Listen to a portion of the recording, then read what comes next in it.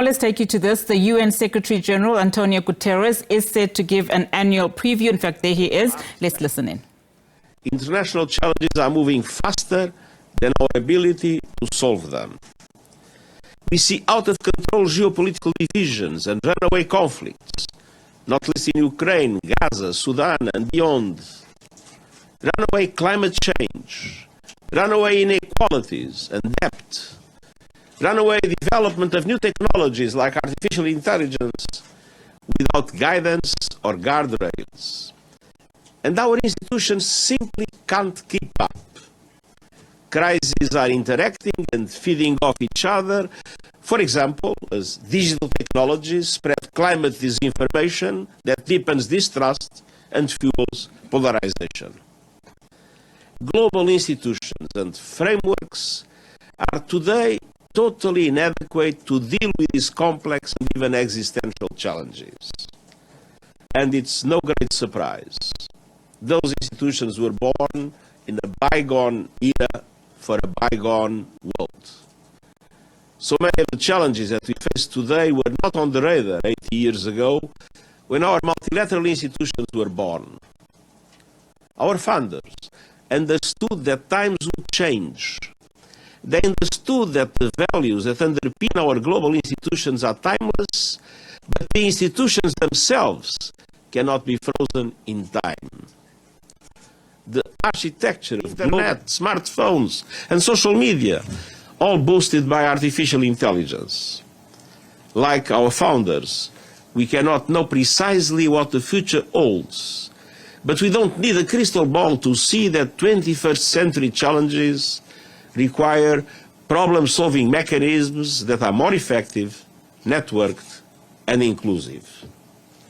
That serious power imbalances in global institutions must be adjusted and updated, and that our institutions must draw on the expertise and representation of all of humanity. Change will not happen overnight, but it can start today. And when we look at the work that was already done in preparation for the summit of the future, we see potential breakthroughs on a number of important fronts. The strongest language on Security Council reform in a generation, and the most concrete steps towards Council enlargements since 1963. The first step of governance measures for new technologies, including artificial intelligence in all their applications, with the UN at its center. A major advance in the reform of the international financial architecture, with the most significant language yet strengthening the role of developing countries. A step change in financing the Sustainable Development Goals and the commitment to advance our SDG stimulus, multiplying the resources available to developing countries. And the list goes on. It would be tragic if all of these would be lost. And I hope Member States will do everything possible to get the Pact for the Future, the Global Digital Compact, and the Declaration on Future Generations over the finish line. We can't create a future fit for our grandchildren with systems built for our grandparents. The Summit of the Future is an essential first step towards making global institutions more legitimate, effective, and fit for the world of today and tomorrow. It cannot fail, and I urge Member States to seize this opportunity, and I thank you. First question to Valerio Rebecco. Thank you, Steph. Thank you, Secretary General, on behalf of the United Nations Correspondent Association for this press conference. It's always great to see you. My question is on Middle East. What happened in Lebanon and Syria is just another example. Lebanon and Syria with Hezbollah. And Syria. Yes. Is just another example that the situation is getting worse instead of getting better. So you refer to the devices. Yes. Do you have any sign or at least any hope that next week with all the leaders in New York it will be possible to make some progress toward peace? And are you planning to see Prime Minister Netanyahu of Israel? Thank you so much. First of all, as I've been clarifying all the time, I'm ready to receive all the heads of state and government that will come to New York if they want that to happen. So that question is to be asked to Prime Minister Netanyahu. But I think it's very important to take profit of this week for a number of contacts aiming at the escalation of the situation in Lebanon.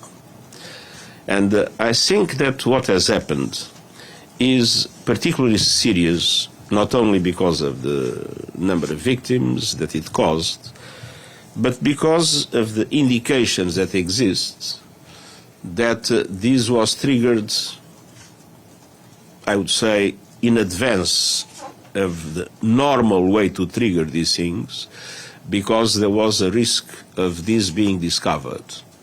Because obviously the logic of making all these devices explode is to do it as a preemptive strike before a major military operation.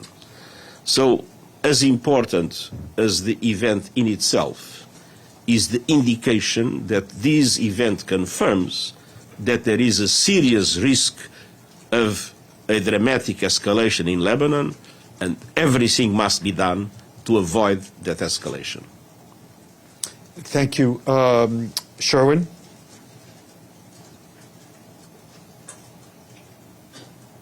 Secretary General Sherwin Bryce-Pease, South African Broadcasting. You say the summit of the future is an essential step towards making global institutions. Antonio Guterres, let's listen in. Forgive me if I'm wrong, but I thought that was the SDG summit in 2016 that was to make institutions more legitimate, effective, and fit for today. Take the summits that we've had in the past. For example, the 2018 summit that was a precursor to the UN General Assembly in 2018. It's called the Nelson Mandela Peace Summit. The declaration that heads of state and government adopted then said that we as heads of state and government commit to redouble our efforts to build a just, peaceful, prosperous, inclusive and fair world, revive the values for which Nelson Mandela stood by, placing human dignity at the center of our actions. We commit to demonstrating mutual respect, tolerance, understanding, reconciliation in our relations. I would argue that that declaration has not been implemented, similar to all the other declarations and pacts that we've seen heads of state and government adopt that are gathering dust on the ash heap of history. I don't understand the case you're making to say that this is now going to be the beginning of something new. It's very simple. The SDG summit and the SDGs themselves and all the declarations you mentioned are about the what is needed. The summit of the future is about the how.